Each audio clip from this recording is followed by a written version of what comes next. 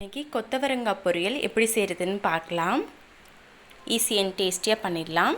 இதுக்கு ஒரு பாத்திரத்தில் கொஞ்சமாக தண்ணி எடுத்துக்கலாம். அதில் உப்பு ஆட் பண்ணிக்கலாம். இப்போது பொடி பொடியாக கட் பண்ணி வச்சுருக்க கொத்தவரங்காயை அதில் ஆட் பண்ணிக்கலாம். இந்த சீனி அவரைக்காய்னு சொல்லுவாங்க. இதை நல்லா ஆட் பண்ணிட்டு நல்லா வேக வச்சு இதை எடுத்துக்கலாம். இப்போது இதுக்கு ஒரு பவுடர் ரெடி பண்ணிடலாம்.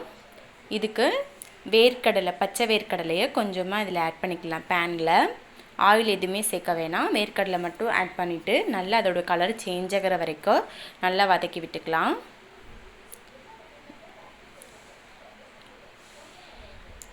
அது நல்லா வறுபடணும். பாருங்கள், இந்த அளவுக்கு வறுபட்டதுக்கப்புறமா காரத்துக்கு 3 வரமிளகா ஆட் பண்ணிக்கோங்க.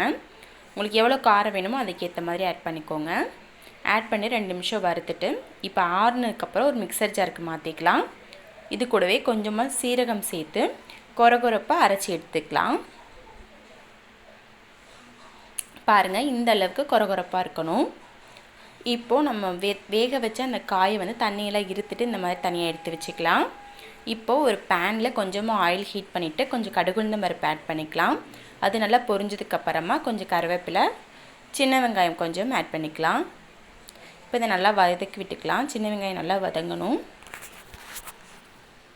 நம்ம ஆல்ரெடி காய் வேகும் போதே உப்பு போட்டிருக்கோம். உங்களுக்கு உப்பு வேணும் அப்படின்னா இந்த ஸ்டேஜில் கொஞ்சம் உப்பு ஆட் பண்ணிக்கோங்க. இப்போது வேக வச்ச காயை வந்து அது கூட ஆட் பண்ணிக்கலாம். ஆட் பண்ணிவிட்டு 2 to 3 minutes நல்லா வதக்கி விட்டுக்கலாம். இந்த பொரியல் வந்து உங்களுக்கு சாதத்தில் போட்டு அப்படியே பிசைஞ்சு சாப்பிட்டாலும் நல்லாயிருக்கும். அதுக்கப்புறம் வந்து சாம்பார் சாதம், ரச சாதம் அது கூட சாப்பிட்றதுக்கும் நல்லா டேஸ்டியாக இருக்கும். எப்பயுமே ஒரே போல் செய்யாமல் இந்த மாதிரி டிஃப்ரெண்ட்டாக செஞ்சு பாருங்கள். குழந்தைங்கள்லாம் விரும்பி சாப்பிடுவாங்க.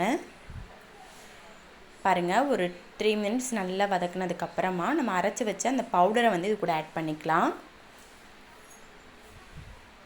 ஆட் பண்ணிவிட்டு ஒரு 2 minutes நல்லா கலந்து விட்டுட்டு பவுடர் ஆட் பண்ணதுக்கப்புறம் லோ ஃப்ளேம்லேயே தான் வச்சு வேக வைக்கணும். ஏன்னா நீங்கள் ஹையாக வச்சிங்க அப்படின்னா அடி பிடிச்சிரும். அந்த பவுடர் வந்து நல்லா அந்த காய் கூட கோட் ஆகாது, நல்லா மிக்ஸ் ஆகாது. அதனால் லோ ஃப்ளேம்லேயே வச்சுட்டு ஒரு மூடி போட்டு ஒரு 5 to 7 minutes நல்லா குக் பண்ணி எடுத்துக்கலாம்.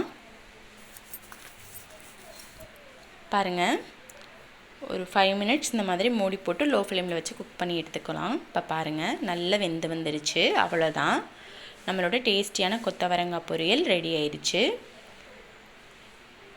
இதை கண்டிப்பாக ட்ரை பண்ணி பாருங்கள். ட்ரை பண்ணி பார்த்துட்டு எப்படி இருந்துச்சு அப்படின்னு கமெண்ட் பண்ணுங்கள். உங்களுக்கு இந்த வீடியோ பிடிச்சிருந்துச்சு அப்படின்னா லைக் பண்ணுங்கள், ஷேர் பண்ணுங்கள், கமெண்ட் பண்ணுங்கள். அப்புறம் நம்மளோட யூடியூப் சேனலை மறக்காமல் சப்ஸ்கிரைப் பண்ணிக்கோங்க.